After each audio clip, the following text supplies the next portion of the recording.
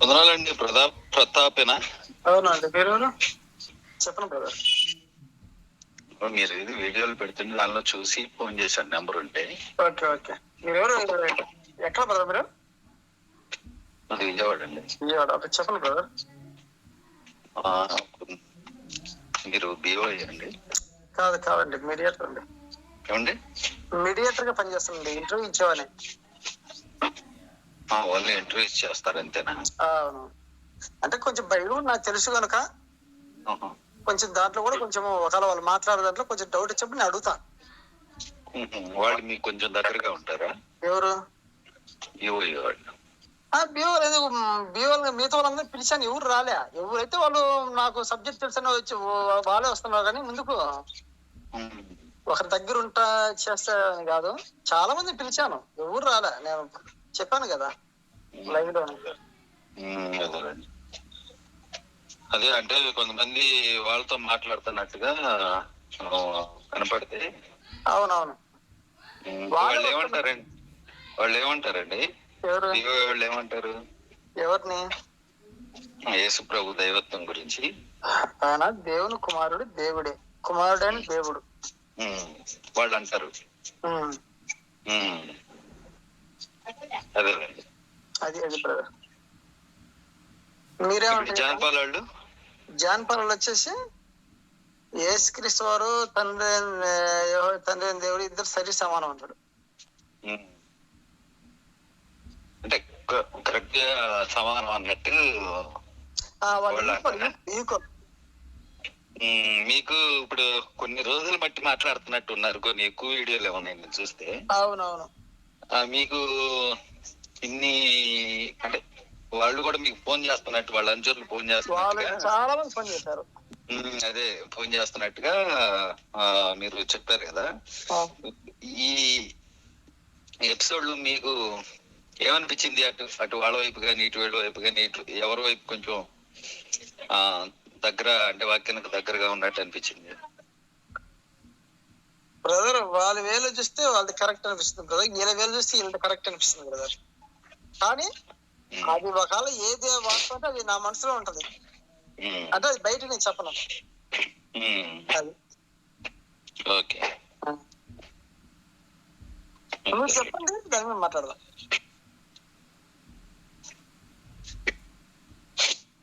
ఈ మధ్య వచ్చిన చర్చ అండి ఇది. అవునండి. వాస్తవానికి ఇంతకుముందు లేదు ఇది. ప్రారంభంలో ఏరియన్ అని అతని టైంలో దీని మీద కొంత మాట్లాడినట్టు చరిత్ర చెప్తుంది. మనకి చరిత్ర అంతా తెలియదు కానీ ఎవరో పెద్దలు వాళ్ళు రాసిన పుస్తకాలను బట్టి దీని మీద చర్చ అనేది కొన్ని శతాబ్దాల క్రితం జరిగినట్టు ఉంది. సరే, ఏదేమైనప్పటికీ కొంతకాలం తర్వాత చర్చ కొద్దిగా మరుగున పడిపోయి యేసుక్రీస్తు దేవుడు అనే విషయాన్ని ఇప్పటి వరకు సమాజం నమ్మింది. యేసుక్రీస్తు దేవుడని సమాజం నమ్మింది. అంటే క్రైస్తవ సమాజం. మళ్ళీ దీనిలో డెనామినేషన్స్ ఉన్నాయి. ఈ డెనామినేషన్స్ పక్కన పెట్టేస్తే ఒకళ్ళనొకళ్ళు విమర్శించుకున్నా మొత్తం క్రైస్తవ్యంగా గుర్తించబడుతుంది. కాబట్టి ఈ గుర్తింపబడిన క్రైస్తవ్యం ఏదైతే ఉందో యేసుక్రీస్తు దేవుడని నమ్మింది. అయితే ఈ మధ్య కాలంలో నాకు తెలిసినంత మట్టుకి, అంటే మళ్ళా ఇలాంటి వే ఎందుకు వచ్చింది అనేది నాకు తెలిసినంత మట్టుకి ఏంటంటే, వీళ్ళు ముస్లిమ్స్ తో మాట్లాడటం గాని, ముస్లిమ్స్ తో మాట్లాడటం గాని. అంటే నేను జాన్ బొంకూరి అనే అతను ఉన్నాడు కదా, అతనిది ఒక వీడియో చూసినప్పుడు, ఆ వీడియోలో John Bonkuri Hyderabad first PT Sundararao గారి దగ్గర మనిషి అతను. ఆయనే చెప్తాడు ఆ విషయం, అది అందరికి తెలిసిన వాస్తవమే. చెప్పండి. ఆయన యేసు దేవుడని పుస్తకం కూడా రాశాను అని చెప్పాడు. ఆయనే ఒక వీడియో మాట్లాడుతూ ఓకే యేసుక్రీస్తు దేవుడు అని నేను విశ్వసించి ఒక పుస్తకం కూడా రాశాను దాని మీద అని చెప్పి అన్నాడు. కానీ ఈ రోజు అతను ఏమంటాడంటే యేసుక్రీస్తు దేవుడు కాదు అంటాడు. ప్రారంభంలో కొంచెం తడబడ్డాడు. ఎలా తడబడ్డాడు అని అంటే యేసుక్రీస్తు దేవుడే. ఎక్కడ? నిత్యత్వంలో దేవుడు. Very good.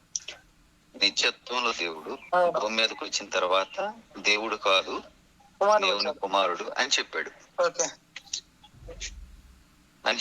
ఇప్పుడు కొంచెం ఇంకా అడ్వాన్స్డ్ గా మారి మిర్యాలగూడలో భగవాన్ దాస్ అనే వ్యక్తి ఒక అతను ఉన్నాడు. భగవాన్ దాస్. అతను తర్వాత ఇంకో అతను ఇంకా ఉన్నారు. వాళ్ళ బ్యాచ్ ఇప్పుడు ఇంకా ఎక్కువ అయిపోయారులే. చెప్పండి బ్రదర్, షార్ట్లీ చెప్పండి నాకు. వాళ్ళ బ్యాచ్ ఇప్పుడు ఎక్కువ, అంటే వాళ్ళని అనుసరించే వాళ్ళు ఎక్కువ. వాళ్ళందరూ కొంచెం ఇంకా ఈయనకి కొంచెం సపోర్ట్ గా వచ్చిన తర్వాత మళ్ళీ తనన్న మాటని మళ్ళీ కొంత అధిగమించి ఏం చేశాడంటే యేసుక్రీస్తు నిత్యత్వంలో కూడా దేవుడు కాదన్నాడు. నిత్యత్వంలో కూడా దేవుడు కాదు అంటే ఫస్ట్ ఏమన్నాడంటే యేసుక్రీస్తు దేవుడు అని నేను పుస్తకం కూడా రాశాను. తర్వాత ఆయన దేవుడు కాదు అని తెలుసుకున్నాను. ఆయన దేవుడు అని ఉంది కదా, యోహాను సువార్త 1వ అధ్యాయం 1వ వచనంలో దేవుడని ఉంది కదా అని అంటే దాన్ని బట్టి ఏమని చెప్పాడు అని అంటే నిత్యత్వంలో దేవుడు. దేవుని వద్ద ఉన్నప్పుడు దేవుడుగా ఉన్నాడు. భూమి మీదకి వచ్చిన తర్వాత దేవుని కుమారుడు. ఆ వీడియో మీరు చూస్తే ఉంది, నేను దాన్ని సేవ్ చేసి కూడా పెట్టాను. సరే, ఇప్పుడు ఆ వీడియో అతనికి పెట్టినా అతను చాలా సింపుల్ గా ఏమంటాడు అని అంటే నేను అప్పుడు అలా అనుకున్నాను, ఇప్పుడు ఇలా అనుకుంటున్నాను అని చాలా సింపుల్ గా చెప్తాడు. కాబట్టి అతని దగ్గర నుంచి ఏది ఎక్స్పెక్ట్ చేయడానికి ఏం లేదు. ఇప్పుడైతే క్లియర్ కట్ గా ఏమంటాడంటే దేవుడు యేసు దేవుడు కాదు, దేవుని కుమారుడే అనేది అతను గాని భగవాన్ దాస్ అనే అతను గాని ఇంకా చాలా మంది ఉన్నారు. వాళ్ళందరూ కూడా ఒక గ్రూప్ గా ఒక కమ్యూనిటీగా మారారు. వాళ్ళు మళ్ళీ ఒకే చర్చికి సంబంధించిన వాళ్ళు కాదు వాళ్ళంతా. రకరకాల డెనామినేషన్ లో యేసు దేవుడు కాదని ఒకే కారణాన్ని బట్టి ఒక వేదికను పంచుకుంటారు వాళ్ళు. ఆ ఒక్క కారణాన్ని బట్టి ఒక వేదికను పంచుకుంటారు. అక్కడ మాత్రమే కలిసి ఉంటారు. మళ్ళీ మిగిలిన ఏ సందర్భాల్లో ఒకళ్ళంటే ఒకళ్ళు మళ్ళీ పడదు. యేసు దేవుడు కాదు అనే వాళ్ళల్లో రాజమండ్రి దగ్గర క్రిస్టోఫర్ అనే అతను. నాకు అర్థమైంది బ్రదరు, మీరు చెప్పండి బ్రదరు. నన్ను చెప్పమంటారా? మీరు చెప్పండి, మీరు చెప్తే నేను కొంచెం. నాకంత నాలెడ్జ్ లేదు, మీరు కొద్దిగా. ఇప్పుడు నేను మామూలుగా తెలుసుకోవడానికి మిమ్మల్ని అడగడం కదా, తెలుసుకోవడానికి చెప్పండి, మీరు చెప్పండి. సరే, నా ప్రారంభం ఎలా జరిగిందంటే యేసు దేవుడు అనే దానితోనే ప్రారంభం నాది కూడా. చెప్పండి. నాకు లేఖనాలు ప్రామాణికం కాబట్టి నాకు మనుషులు ఎవరి సాక్ష్యాలు నాకు అవసరం లేదని నేను ఇప్పటికీ విశ్వసిస్తున్నాను. కాబట్టి యేసుక్రీస్తు యొక్క అపోస్తలుడు యోహాను యొక్క సాక్ష్యాన్ని నేను అంగీకరిస్తాను కాబట్టి వాళ్ళు ఏం చెప్పినా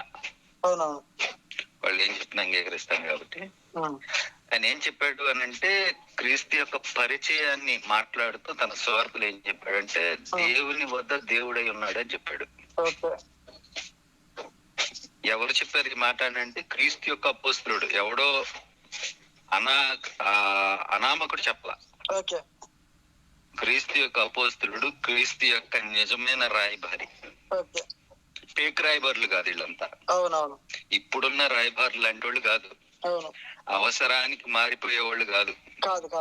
అప్పుడు అట్ట అనుకున్నాను, ఇప్పుడు ఇట్ట అనుకుంటున్నాను అనేవాళ్ళు కాదు. జన్మోహన్ గారిని అడిగితే ఏమన్నాడంటే నేను అప్పుడు అలా అనుకున్నాను అన్నాడు.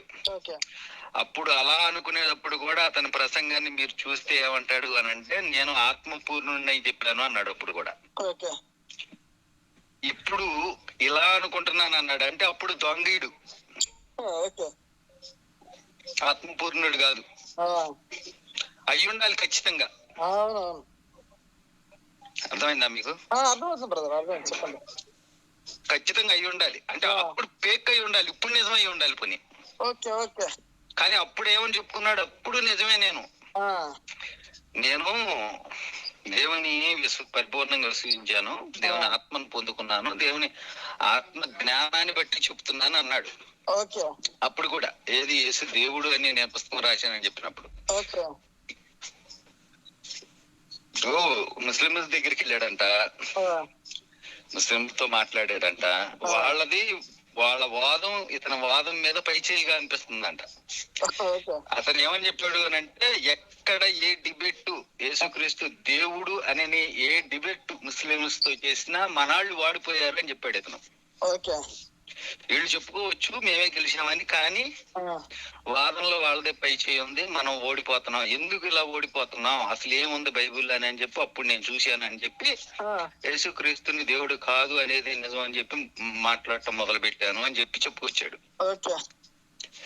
కానీ వాళ్ళు యేసుక్రీస్తు దేవుడు కాదు అని మాత్రమే చెప్పరు, ఏదొక తెలియాల్సింది అది. ఇప్పుడు వాళ్ళు యేసుక్రీస్తు దేవుడు కాదు అని మాత్రమే చెప్పరు, యేసుక్రీస్తు ప్రభువు కాదని కూడా అంటారు వాళ్ళు. యేసుక్రీస్తు ప్రభువు కాదని కూడా అంటారు. మరి మీకు ఎంతవరకు అర్థమవుతుంది? యేసుక్రీస్తు ప్రభువు కాదని కూడా అంటారు. మరి దాని మీద డిబేట్కి వెళ్ళి వాళ్ళతో వాదించి గెలవగలుగుతాడా? గెలవలేడు. మరి గెలవలేకపోయానని చెప్పి దీన్ని కూడా వెనక్కి తీసుకొని యేసుక్రీస్తు ప్రభు కాదంట, ప్రభు కాదని చెప్తారు వాళ్ళు. వాళ్ళకి కూడా మీకు తెలుసో తెలీదు. మీరు యేసుక్రీస్తు ప్రభు ఒక్కడే, ఆయన యేసుక్రీస్తు అని అపోస్తలుడు చెప్పాడు. కొరింథీయులకు రాసిన మొదటి పత్రిక 8వ అధ్యాయం 6వ వచనంలో ప్రభు ఒక్కడే, ఆయన యేసుక్రీస్తు. దేవుడు ఆయన్ని ప్రభువుగా నియమించాడు అని చెప్పాడు అపోస్తలుల గారు 2వ అధ్యాయంలో. మీరు సిలువ వేసిన యేసుని దేవుడు క్రీస్తుగాను ప్రభువుగాను నియమించాడని బైబిల్ చెప్పింది. క్రీస్తు యొక్క రాయబారులు చెప్పారు, దేవుడు సాక్షాత్తు ఆయన రాయబారుల చేత లేఖనాలను రాయించారు. కాబట్టి వాటి యందు మనం విశ్వాసం కలిగి చెప్పబడిన ప్రతి సంగతిని తీసుకోవాలి అనేది అసలు క్రైస్తవుడి యొక్క నియమం అయి ఉండాలి. ఆడన్నాడు, ఈడన్నాడు, ఆడి దగ్గరికి వెళ్ళాము, ఆ దగ్గర ఓడిపోయాము, కాబట్టి పద్దాడి ఎందుకు ఓడిపోతున్నాము, అందుకని నేను ఈ టర్న్ తీసుకున్నాను అని చెప్పి మాట్లాడటం అనేది చాలా వివేకం. ఆయనకి సంబంధించిన ప్రతి దాన్ని అట్టాగే వక్రీకరించడం మొదలు పెట్టాడు. ఎవరికి సంబంధించి? యేసుక్రీస్తుకి సంబంధించి. నేనేమంటున్నానంటే, నన్ను అడుగుతున్నారు కాబట్టి నాకు ప్రామాణికం బైబిల్, నాకు ప్రామాణికం దేవుని వాక్యం, నాకు ప్రామాణికం క్రీస్తు యొక్క అపోస్తుల వాళ్ళు ఏదైతే స్థాపించారో అది. వాళ్ళు ఏం చెప్పాలి అనుకున్నారు అని అంటే, ఆది యందు వాక్యం ఉండేను, వాక్యం దేవుని వద్ద ఉండేను, వాక్యం దేవుడై ఉండేను అని చెప్పి. వీళ్ళు ఏమంటారు అని అంటే, జాన్ బంకూరి అసలు ఆ రిఫరెన్స్ తప్పు అంటాడు. ఆ రిఫరెన్స్ తప్పు.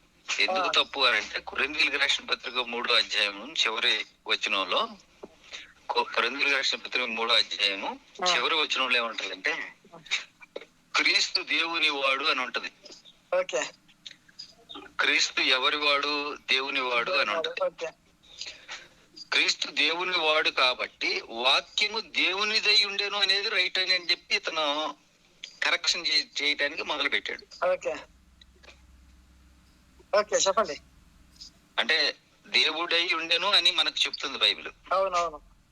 దేవుడై ఉండెను అని చెప్పేది రాంగ్ అని. అంటే దేవుడై ఉండేను అంటే దేవుడని ఒప్పుకోవాల్సిన పరిస్థితి అతనికి ఏర్పడుతుంది. అతనికి మింగుడు పడని విషయం అది. దేవుడు చెప్తున్నాడు కాబట్టి 4 గోళ్ల మధ్య కాకుండా బయట బహిర్గతంగా చెప్తున్నాడు కాబట్టి అతను ఏం చెప్పాలి అనుకుంటున్నాడు అని అంటే, అతనికి అది మింగుడు పడని విషయం కాబట్టి ఇప్పుడు అసలు ఆ పదం అక్కడెలా ఉంది ఇంకా గ్రీక్ లో. అక్కడికి వెళ్ళాడు. ఇక అక్కడికి వెళ్ళినప్పుడు వాస్తవానికి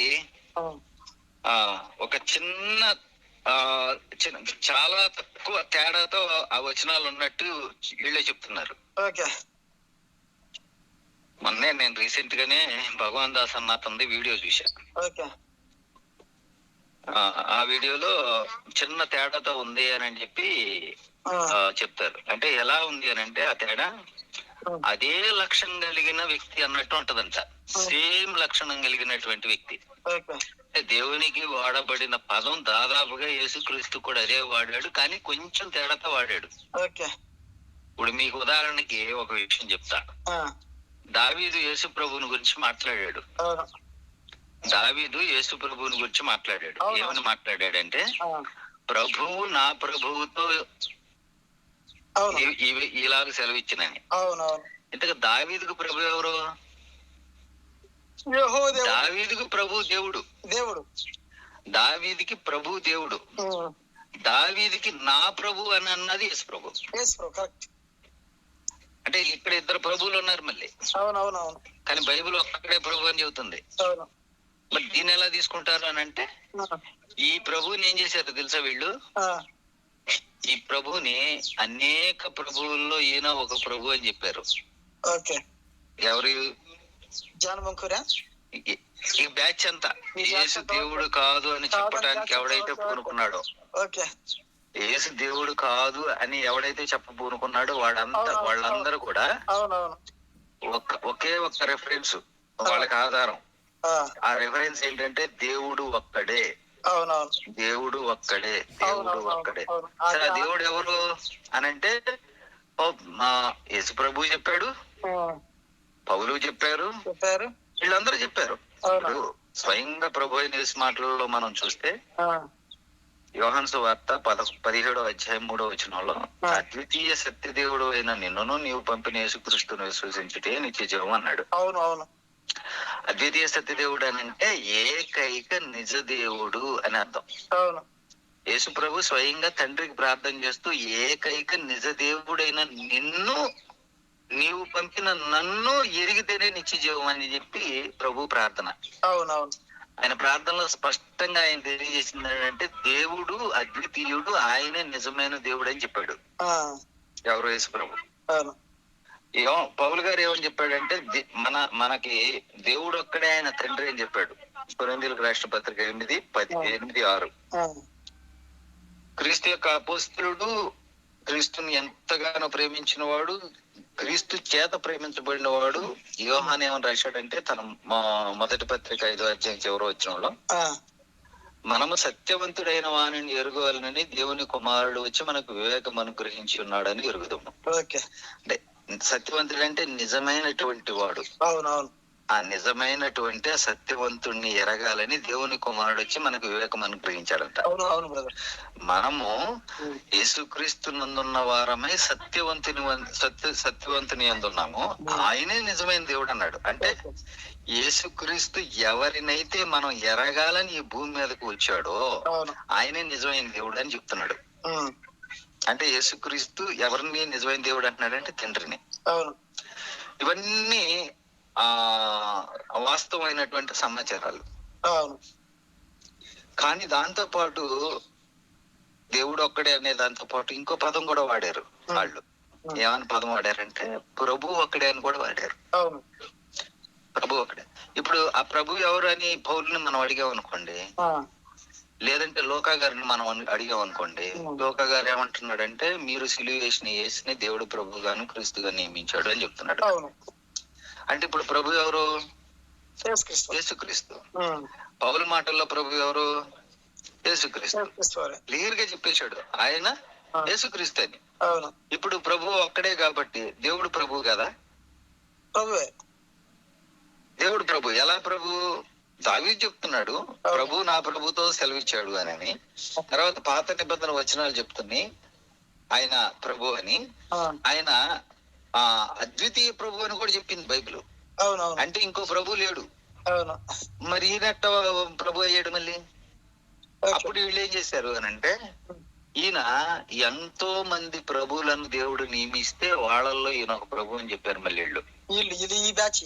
ఈ బ్యాచ్. కానీ వాళ్ళందరితో కలిసి ఈయన ప్రభు అనుకో, అద్వితీయ ప్రభు అనకూడదు దీన్ని. యోధా పత్రికలో ఏముంటది? యోధా పత్రికలో ఏముంటదని అంటే, మన అద్వితీయ నాథుడును. ఎందుకు యోహాను సువార్త 1వ అధ్యాయంలో 14, 22 వచ్చింది చూడండి ఒకసారి. దేవుడు ఉంటది. ఆ, ఆ, ఈ మామూలుగా ఆ, యోధా పత్రిక రాస్తే ఏమంటాడంటే మన అద్వితీయ నాథుడును ప్రభువును నగు అంటాడు. అవునవును. ఇప్పుడు ఈ ప్రభు ఎవరంటే అద్వితీయుడు, అద్వితీయుడు. మనలాంటి వాడు కాదు. కాదు. వీళ్ళు ఏం చేసి ఎంత దిగజారిపోయారంటే యేసుక్రీస్తు దేవుడు కాదు అని నిరూపించడానికి ఎంత దిగజారిపోయారంటే, ఓకే. వాస్తవానికి దిగజారిపోయారు. వాళ్ళు ఏమనుకుంటున్నారంటే మేము దిగజారలేదు, మేము ఇంకా స్ట్రాంగ్ గా ఉన్నాము, మేమే సత్యాన్ని ప్రకటిస్తున్నాము అని చెప్పి అంటున్నారు. కానీ ఆ వాదనలో వాళ్ళు పై చేయి సాధించడం కోసం వాస్తవానికి యేసుక్రీస్తుని చాలా ఎంత తక్కువ చేయాలో అంత తక్కువ చేశారు. బైబిల్ ఏమని చెప్పిందంటే ఆ ఆ న్యాయాధిపతుల గురించి మాట్లాడినప్పుడు బైబిల్ ఏం చెప్పిందంటే ఆయన ఎందరినో రక్షకుల్ని పంపించాడు అని చెప్పింది.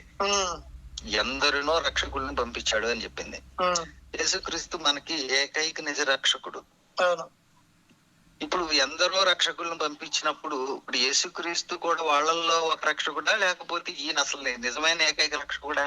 ఈయన నిజమైన వాడు కదా. ఈయన నిజమైన ఏకైక రక్షకుడు. వాళ్ళకు కూడా, ఆ రక్షకులకు కూడా ఏ రక్షకుల్ని దేవుడు పంపించాడో ఆ రక్షకులకు కూడా అన్నమాట. ఈయన నిజమైన ఏకైక రక్షకుడు. అసలు లోక రక్షకుడుగా ఉండటానికి పంపించాడు. కానీ పాత నిబంధనలో యెషయా గ్రంథం 44లో ఏమనుంటది? వేరొక రక్షకుడు లేడు, యెహోవాను నేనే దేవుణ్ణి, వేరొక రక్షకుడు లేడని ఉంటది. ఈ పదాలన్నీ అసలు ఎవరిని గురించి చెప్పాలనుకుంటున్నాడు, ఎవరిని మన ముందు పెట్టాలని అనుకుంటున్నాడు దేవుడు? అసలు రచయితల యొక్క ఉద్దేశం ఏంటి? ఈ పోయిని నాడు పాత నిబంధనలో ఇశ్రాయేలుతో మాట్లాడుతున్నప్పుడు దేవుని యొక్క ఉద్దేశం వేరు అసలు. యేసుక్రీస్తుని ఆయన తన ఆలోచనలో పెట్టుకొని దేవుడు అక్కడే అది నేనే అని చెప్పాల. యేసుక్రీస్తుని దృష్టిలో పెట్టుకొని సాదా మాట చెప్పింది. అంటే ప్రతి దాన్ని మనం పరిశీలన చేసుకుంటా వస్తే మనం పదాన్నే చూస్తే లేదు దేవుడు అక్కడే, యేసుక్రీస్తు దేవుడు కాదని చెప్పేసేయచ్చు పదాన్ని మాత్రమే చూస్తే. కానీ సందర్భాన్ని మొత్తం చూస్తే ఏమని ఉంటది అంటే అసలు ఆయన ఉద్దేశం అక్కడున్న అన్య దేవతలు లేదంటే వాళ్ళు ఎవరినైతే దేవుళ్ళుగా చేసుకున్నారో వాళ్ళని ఉద్దేశంలో పెట్టుకుని మాట్లాడుతున్నాడు ఆయన. అందుకోసమే దేవుడు అక్కడే నేనే దేవుణ్ణి, నేను తప్ప నీకు వేరొక దేవుళ్ళు ఉండకూడదని నేను చెప్పింది. అసలు నన్ను పోలిన వాడు ఎవడున్నాడు అని చెప్పాడు అక్కడ. ఎక్కడ? పాత నిబంధనలో క్లియర్ గా ఉందా? యెషయా గ్రంథంలో అసలు నన్ను పోలిన వాడు ఎవడు? మరి మీరు వచ్చిన చూసారో చూడలేదు? చూసాను బ్రదర్. నన్ను పోలిన వాడు ఎవడు? అవునవును. మరి నన్ను పోలిన వాడు ఎవడు అని అక్కడ మాట్లాడినప్పుడు అసలు ఆయన పోలిన వాడు ఎక్కడ ఉండకూడదు ఇక. అవునవును. అంతేగా?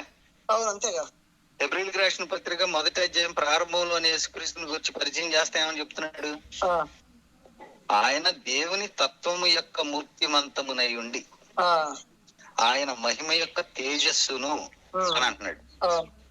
యేసుక్రీస్తు ఎవరు అని చెప్తున్నాడంటే హెబ్రీ గ్రంథకర్త ఆయన దేవుని తత్వం యొక్క మూర్తిమంతం. మూర్తి అంటే అసలైన వాడు అని అర్థం.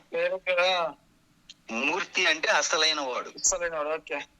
మూర్తి అంటే మీ కొలసీలకు రాసిన పత్రికలో అదృశ్య దేవుని స్వరూపి అంటాడు యేసు ప్రభుని. అంటే కనిపించని దేవుని కనిపించే రూపం యేసు ప్రభు. అదృశ్య దేవుని స్వరూపి యేసుక్రీస్తుని గురించి. హెబ్రీయులకు రాసిన పత్రికలు ఏమంటాడంటే దేవుని తత్వము యొక్క మూర్తిమంతం. అంటే ఆయన కనిపించని దేవుని స్వభావానికి నిలువెత్తు స్వరూపం యేసు ప్రభు. అందుకే తోమా యేసుప్రభుని అడిగాడు. తోమా కాదు, ఫిలిప్పు, నీతో ఇంతకాలం జర్నీ చేశాము, ఈ విషయంలో మాకంతా ఓకే, మాకు ఒక చిన్న లోటు మిగిలిపోయింది, మాకేంటంటే తండ్రిని మాత్రం కనబరచు చాలు, తండ్రిని మాత్రం కనబరచు మాకు చాలు అని చెప్పి అడిగితే చాలా క్లియర్ కట్ గా ఉన్నాడంటే ఆయన, ఇంతకాలం మీతో ఉన్నాను ఈ విషయం మీకు తెలియదా? నన్ను చూసిన వాడు ఎవరిని చూసి ఉన్నాడు? ఎందుకు అంటే ఆయన తత్వం యొక్క మూర్తిని నేను. ఆయన నాలో చూడొచ్చు మీరు. ఆయనే ఈయనని చెప్పట్లేదు నేను ఇప్పుడు మీకు. ఓకే, తెలుసు అర్థమవుతుంది. ఆయనే నేను అనే బోధ తప్పు. అర్థమవుతుంది. ఆయనే ఆయన వాళ్ళు సపరేట్ బీయింగ్స్ గా మాత్రం కనపడ్డారు. ఓకే. వాళ్ళు ఇప్పుడు కొంతమంది చెప్తున్నారు ఏంటి ఆయనే ఈయన ఈయన ఆయన అని. ఆయా కాలాల్లో ఆయా పాత్రలు వేసుకొని ఇక్కడికి ఏం రాలేదు ఆయన. ఒక్కడే దేవుడు. పాత నిబంధనలో యెహోవాగా, నూతన నిబంధనలో యేసు ప్రభువుగా, తర్వాత కాలంలో ఆదరణకర్త అయినటువంటి పరిశుద్ధాత్మగా ఆయన పాత్రలను ధరించలా. కానీ యేసుక్రీస్తు ఎవరని చెప్తున్నారు అని అంటే ఆయన తత్వం యొక్క మూర్తి, అంటే నిజమైనటువంటి స్వరూపం. యోహాను సువార్త ప్రారంభంలోనే ఆయన ఏమన్నాడంటే దేవుణ్ణి బయలుపరచడానికి వచ్చాను అన్నాడు. అసలు చూపించడానికే, దేవుణ్ణి బయలుపరచడానికి. యోహాను కూడా తన పత్రికలో ఏమని రాశాడంటే సత్యవంతుడైన వారిని ఎరుగవలనని దేవుని కుమారుడు వచ్చి మనకు వివేకాన్ని అనుగ్రహించాడు. ఇవన్నీ కూడా ఏమని చూసేస్తున్నాయి అంటే యేసు దేవుడు కాదహో అని చెప్పమని కాదు దాని ఉద్దేశం.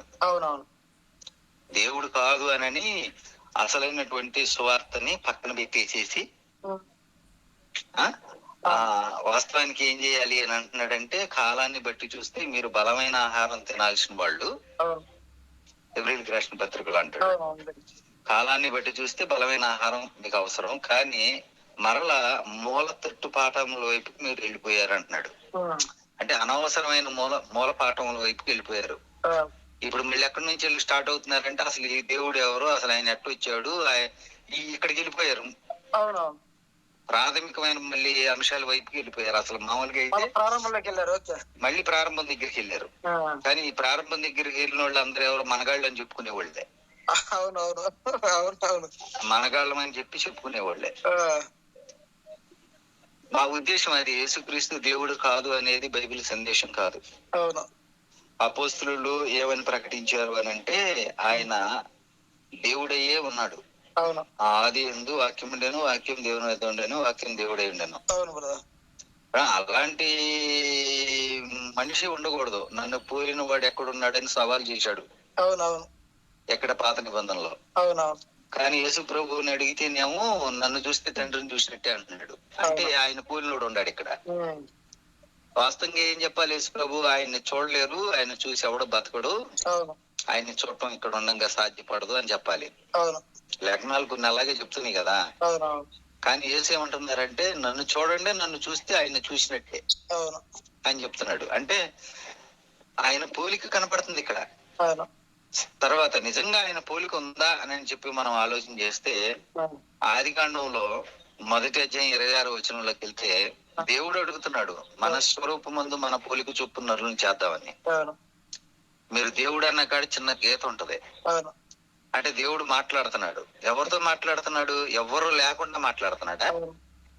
అసలు ఆయన ఎదుటి ఎవరు లేరా? ఉన్నారు. అంటే మనకి కనీస వివేచన అనేది ఉంటే ఎవరో ఉన్నారు, వాళ్ళతో మాట్లాడుతున్నారు అనేది మనకు కనపడుతుంది. ఆయన అడుగుతున్నాడు మన పోలిక చొప్పున మన స్వరూపం ముందు నరుల్ని చేద్దామని. తరువాత తన స్వరూపం ముందు చేశాడు. తన స్వరూపం ఎవరికి ఉంది? ఇంకా ఎవరికో ఉంది. ఆయన ఎవరితోనో మాట్లాడుతున్నాడు. ఆయన ఎవరితో మాట్లాడుతున్నాడు? వాళ్ళకి తన స్వరూపం ఉంది. అందుకని వాళ్ళతో మాట్లాడుతూ ఏమన్నాడంటే మన స్వరూపం ముందు మన పోలిక చొప్పున చేద్దామని తన పోలిక చొప్పున చేశాడు. అంటే తన పోలిక ఎవరికి ఉంది అని అంటే వేరే వాళ్ళకి ఉంది. వాళ్ళు ఎవరు అని అంటే కొత్త నిబంధన పరిచయం చేసింది. మనకి పాత నిబంధనలో చాలా మూర్తులు యేసుక్రీస్తుని గురించి ఉన్నాయి. ఇప్పుడు తమ్మును వెంబడించిన బండలు అని ఆత్మ సంబంధమైన బండలు అనేది త్రాగిరి, ఆ బండ క్రీస్తే అంటాడు. కొరింథీయులకు రాసిన పత్రిక 10వ అధ్యాయం, మొదటి పత్రిక 10వ అధ్యాయంలో. అసలు ఆ బండను గురించి మనం క్రీస్తు అని పాత నిబంధనలు చదవగలుగుతాం? అసలు ఆ బండ క్రీస్తు అని పాత నిబంధనలు చదవలేం కదా. చదవలేం. కానీ కొత్త నిబంధనలు ఆ బండ క్రీస్తే అని చెప్పడానికి అసలు ఎంత సాహసించాలి పేతురు. ఎంత అని పేతురు చెప్పిన ఆ స్థాపించినటువంటి ఆ ప్రతిపాదనని మనం ఈరోజు తీసుకోగలుగుతున్నాం అంటే అర్థం ఏంటి? అవును. వాళ్ళు పరిశుద్ధాత్మ ప్రేరణ వలన రాశారు అని. అవును, పరిశుద్ధాత్మ ప్రేరణ వల్ల. అంటే వాళ్ళే చెప్పారు, మా సాక్ష్యం సత్యం. మేము దీన్ని కనులారా చూశాము, దేనిని నిదానించి తాకి చూశాము, మా కనులు దేనిని చూసినాయో. అసలు వాళ్ళ సాక్ష్యం సత్యం అన్నమాట. వాళ్ళ సాక్ష్యాన్ని మనం నమ్మాలి. అవునవును. క్రీస్తుని గురించి ఏం చెప్తే అది నమ్మాలి. అవును, అది నా ఉద్దేశం. మీరు నన్ను అడిగారు కదా, మీరేం చెప్తారని. చెప్పండి. క్రీస్తుని గురించి వాళ్ళు ఏం చెప్పినా నమ్ముతా నేను. క్రీస్తుని గురించి ఆయన దేవుని కుమారుడు అని చెప్పాడు, నమ్ముతా. క్రీస్తుని గురించి ఆయన ప్రధాన యాజకుడు అని చెప్పాడు, నమ్ముతా. క్రీస్తుని గురించి ఏం చెప్పినా వాళ్ళ సాక్ష్యం సత్యం కాబట్టి నమ్మాలి. దాన్ని సందర్భానుసారంగా మనం చేయాలి. సందర్భానుసారంగా. ఆయన సేవకుడు అని చెప్పాడు. అపోస్తల కార్యాలు ఏమంటాడంటే, దేవుడు తన దక్షిణ హస్తబలం చేత తన సేవకుని లేపి, యేసుక్రీస్తు మృతుల్లో ఉండగా దేవుడు ఏం చేశాడంటే తన దక్షిణ హస్తబలం చేత తన సేవకుడైన యేసుని మృతుల్లో నుంచి లేపాడంట. అసలు ఏం మనిషి ఇప్పుడు ఒక మనిషి తన కొడుకుని, తాను ప్రేమించే కొడుకుని పనుడుగా చూస్తాడా? చూడ్డు. ఒక ప్రేమించే మనిషి, ఒక నిజమైన తండ్రి తన కుమారుడిని నిజంగా ప్రేమిస్తే ఆ ప్రేమించే కొడుకుని వాడు కటిక పేదరికంలో ఉన్న వాడిని పనుడుగా చూస్తాడా? చూడ్డు. యేసుక్రీస్తుని గురించి దేవుడిచ్చిన సాక్ష్యం ఏంటంటే, ఈయన నా ప్రియ కుమారుడు, ఈయనందు నేను ఆనందించున్నాను.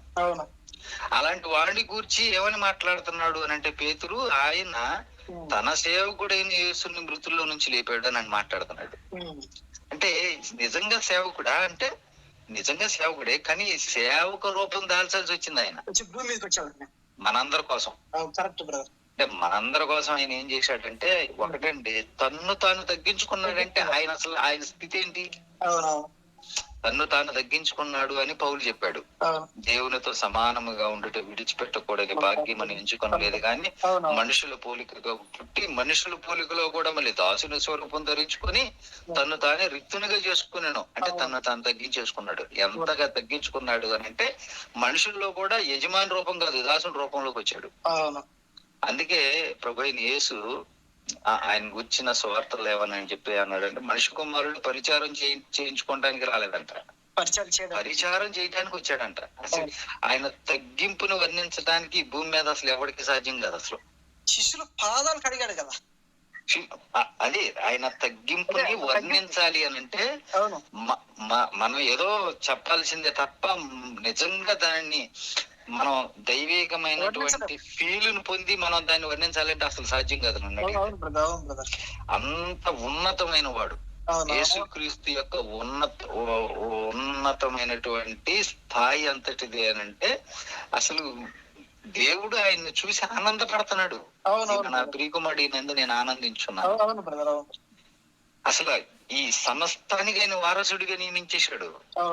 నువ్వు ఆయన ఒకటంటావేంటి?